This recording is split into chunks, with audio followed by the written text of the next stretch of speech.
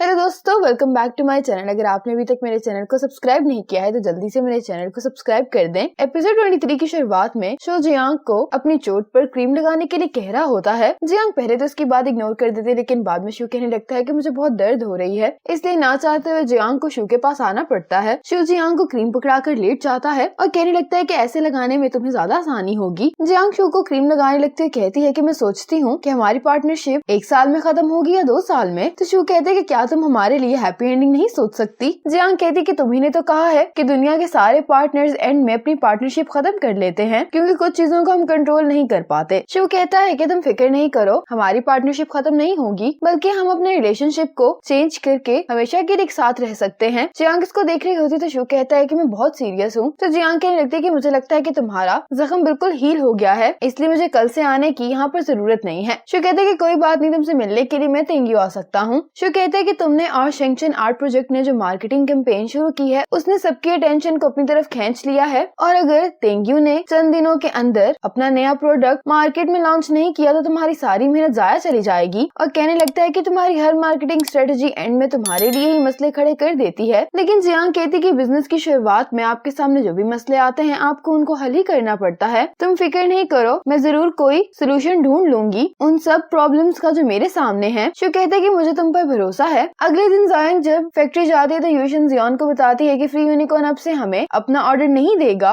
ये सुनते ही जियोन सभी वर्कर से कहता है कि तुम लोग काम करना बंद कर दो और थोड़ा रेस्ट करो जाकर। जियोन जब यहाँ पर जियांग को खड़ा देखता है तो कहने लगता है कि हमें अब डिजाइनर भी मिल गई है, लेकिन उसके बावजूद हमने अपना ऑर्डर खो दिया है। और जियोन ऐसे ही गुस्सा करता हुआ यहाँ से चला जाता है, लेकिन जियांग को बहुत बुरा फील हो रहा होता है कि इनके लिए भी कुछ भी नहीं कर पा रही। इसके बाद रात में जियांग एक लाइव स्ट्रीम करती है और सभी लोगों को बताती है कि बचपन से ही तेंग्यू मेरा फेवरेट ब्रांड रहा है, क्योंकि इसके शूज सस्ते होते थे और सुंदर भी, इसीलिए मैं इन पर ड्रॉ किया करती थी। ये लाइव स्ट्रीम यंगजान और उसके दोस्त भी बैठकर देख रहे होते हैं। जियांग इस लाइव स्ट्रीम में तेंग्यू शूज की जितनी भी खूबियां होती है उनको बता रही होती है। जियांग लाइव स्ट्रीम में बताती है कि मैंने तेंग्यू के बेस्ट डिजाइन को मॉडिफाई किया है, लेकिन मैं इस डिजाइन की कॉस्ट कम करने में अभी कामयाब नहीं हुई। ये लाइव स्ट्रीम शू भी देख रहा होता है, कहने लगता है कि अभी भी मसला हल नहीं हुआ। अगले दिन शू गोंगली के साथ वीडियो कॉल कर रहा होता है, जिसको काम के बारे में सभी डिटेल्स दे रहा होता है। शू का दूसरा वर्कर बताने लगता है कि स्मार्ट शू मैन्युफैक्चरिंग कंपनी का ऑनर, जिसका नाम जाओचिंग है, वो आपसे मिलना चाह रहा है। शू कहता है कि तुम उसको नैनहुआ विलास पर मुझसे मिलने के लिए कह दो। आज जियांग लाइव स्ट्रीम में अपना डिजाइन बनाने की कोशिश कर रही होती है, अपने व्यूवर से कह रही होती है कि मेरे जहन में आजकल कोई भी डिजाइन नहीं आ रहा है, क्या मैं फ्लावर सीनरी वाले डिजाइन से अच्छा डिजाइन कोई भी नहीं बना सकती हूँ। ये वही डिजाइन होता है जो एनिडा यूज कर रहा होता है। जियांग कहती है कि अगर तुम्हें कोई आइडिया नहीं आ रहा तो मेरे साथ बाहर जॉगिंग करने के लिए चलो।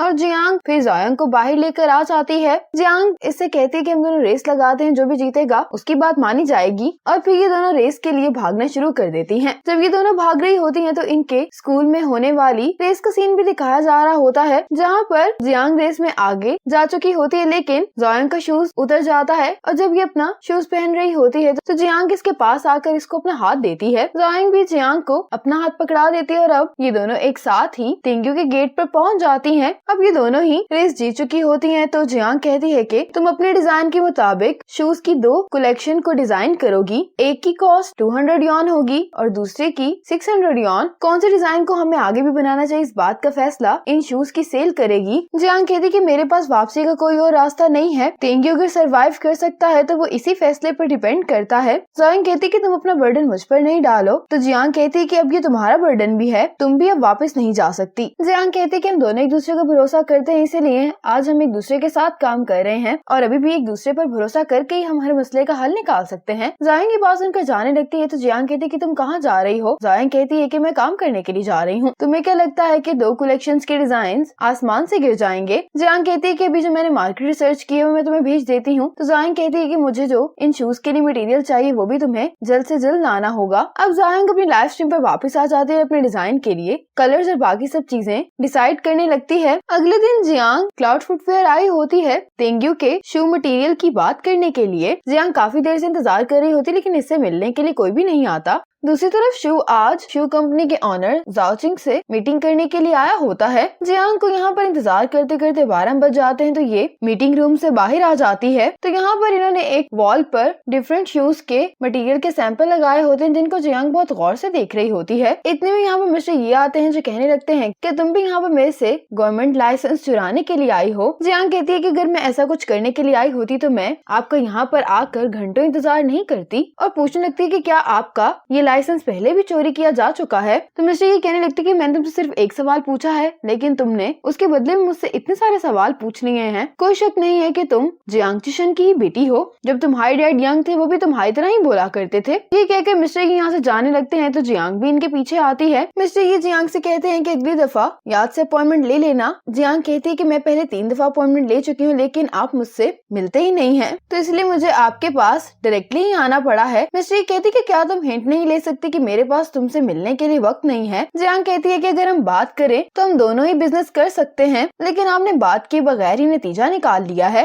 क्या आपको नहीं लगता कि क्लाउड फुटवेयर के डायरेक्टर की हैसियत से आप गैर जिम्मेदारी शो कर रहे हैं? तो मिस्टर ये कहते हैं कि मैं एक जिम्मेदार आदमी हूँ, इसीलिए मैं तेंग्यू के साथ कोई बिजनेस नहीं करना चाहता। जियांग कहने लगती है कि आखिर आपको मुझसे और तेंग्यू से क्या मसला है? तो मिस्टर ये कहते हैं कि तुम यहाँ की कैंटीन में लंच करो और यहाँ से चली जाओ और दोबारा नहीं आना, क्योंकि अगर तुम अगली दफा आई तो मैं अपना गुस्सा कंट्रोल नहीं कर पाऊंगा। ये कहकर मिस्टर यहाँ से चले जाते हैं। दूसरी तरफ शू जाओचिंग से कहता है कि हम आपकी कंपनी में इन्वेस्टमेंट नहीं कर सकते क्योंकि आपका प्लान हमारी इन्वेस्टमेंट की रिक्वायरमेंट्स को पूरा नहीं करता। जाओचिंग जब यहाँ से चला जाता है तो मिस्टर डू भी यहाँ पर आए होते हैं। मिस्टर डू इससे कहते हैं कि मुझे तुमसे एक बात करनी है। मिस्टर डू कहते हैं कि एनिडा ने तेंग्यू का डिजाइन इस्तेमाल कर लिया है और फ्री यूनिकॉर्न ने भी इसको अपने ऑर्डर देना बंद कर दिए। अगर तेंग्यू ने वक्त पर अपने शूज मार्केट में रिलीज नहीं किए तो फिर उनको कोई भी नहीं बचा सकता। शू कहते हैं कि तेंग्यू ऐसा करने में कामयाब हो जाएगा। मिस्टर डू कहते हैं कि जब से जियांग ने फैक्ट्री का कंट्रोल संभाला है तो ये पहला ब्लंडर नहीं है जो उसने किया है। तो शू कहता है कि मैं आपकी फिक्र को समझता हूँ, मेरे पास प्लान बी भी है जिसके कारण प्रोडक्ट मार्केट में वक्त पर लॉन्च किया जाएगा। मिस्टर डू जाने से पहले कहते हैं कि मुझे उम्मीद है कि जब मैं दोबारा आऊँ तो मुझे खुशखबरी सुनने को मिले, क्योंकि कॉल आती है जिसको सुनकर ये कहता है कि मैं भी यहाँ पर आ रहा हूँ। जो एक बच्चे को अपने घर पर लेकर आ रहा होता है। ये बच्चा शू को देख के कहने लगता है कि मॉम ने बताया था कि एक झगड़े में आपको चोट लग गई थी, लेकिन आप फिक्र नहीं करें, आप पेशेंट हैं तो मैं आपका ख्याल रखूंगा। शू कहते हैं कि तुम मेरा ख्याल कैसे रखोगे, तुम्हारे पेरेंट्स ने मुझे कुछ दिनों के लिए तुम्हारी देखभाल करने के लिए कहा है। ये बच्चा शू के प्लांट को देखकर कहने लगता है कि आप पहले से काफी बेहतर हो गए हैं क्योंकि ये प्लांट अभी तक जिंदा है। फैक्ट्री में अभी तक जायांग काम कर रही होती है तो जियांग इसको दूध देने के लिए आती है तो जायांग इससे पूछती है कि प्रोडक्ट के लॉन्च होने की लाइव स्ट्रीम कब होनी है। तो जियांग कहती है कि अभी भी हमारे पास 21 डेज पड़े हुए हैं और कहने लगती है कि तुम्हें अच्छे से रेस्ट भी करना चाहिए, तभी तुम कोई क्रिएटिव डिजाइन बना पाओगी। ये कहकर जियांग यहाँ से चली जाती है। जियांग को भी अच्छा लग रहा होता है कि जियांग इसकी केयर कर रही है और अब शू जियांग को मैसेज करने की कोशिश कर रहा होता है। इसको मैसेज टाइप करता है कि मैं अगले मंडे बिजनेस ट्रिप के लिए जर्मनी जा रहा हूँ। अब ये बच्चा शू के पास आता है, कहता है कि मुझे भूख लगी है, क्यों ना हम कुछ ऑर्डर कर लें। तो शू कहता है कि मैं तुम्हें एक जगह पर फ्री खाना खिलाने के लिए लेकर जाता हूँ। ये कहता है कि क्या वहाँ का खाना अच्छा है। तो शू कहता है कि वहाँ का खाना बहुत मजेदार है। ये सुनकर बच्चा काफी एक्साइटेड हो जाता है। जियांग काम कर रही होती है, इसको शू की कॉल आती है, इससे पूछता है कि क्या तुम फैक्ट्री में हो। तो जियांग कहती है कि हाँ। शू कहता है कि मैं फैक्ट्री आ गया हूँ, तुम भी नीचे आ जाओ। अब ये बच्चा तो जियांग के डॉग को देखकर इसको प्यार करने लगता है। जियांग जब बाहर आती है तो पूछती है कि ये कौन है। तो ये बच्चा बताता है कि शू मेरे डैड का दोस्त है। तो शू कहता है कि बड़ा हो रहा है इसीलिए इसको बाहर का खाना नहीं खाना चाहिए, तो मैं इसको खाना खिलाने के लिए यहाँ पर ले आया हूँ। अब जब ये लोग अंदर जा रहे होते हैं तो शू से कहने लगता है कि तुम इसके साथ तो इतना नाइसली बिहेव कर रहे हो। तो ये कहने लगता है कि आप भी बहुत चालाक हैं, आप इस लड़की से मिलने के लिए मेरा बहाना करके यहाँ पर आ गए हैं। तो शू इसको चुप करवाने लगता है और कहता है कि जब हम खाना खा रहे होंगे तब भी तुम्हें इस तरह की कोई भी बात करने की जरूरत नहीं है। अब फिर खाना खाने के बाद कहता है कि ये खाना तो बहुत मजे का है, मैं अपने मॉम डैड को भी ये जगह रेकमेंड करूंगा।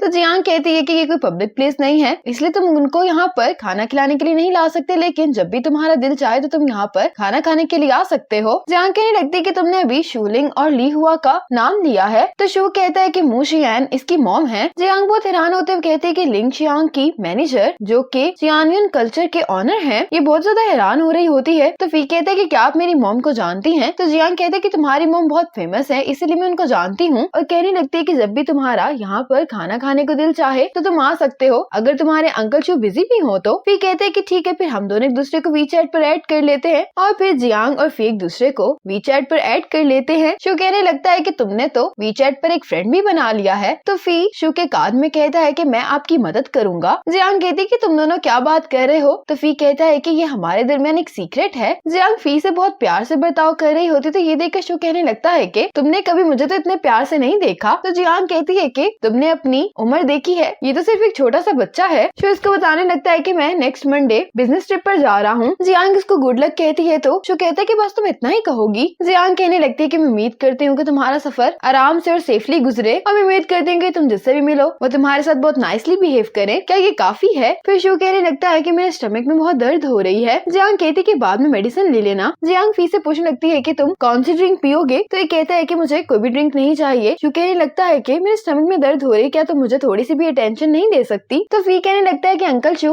आप जियांग के सामने बच्चों जैसा बर्ताव क्यों कर रहे हैं। शू कहने लगता है कि मैं तो ऐसा नहीं कर रहा और फिर इसको कहता है कि तुम बहुत बोलते हो, अपने खाने पर ध्यान दो। ये देखकर जियांग हंसने लगती है और इसी मोमेंट पर एपिसोड 23 खत्म हो जाती है।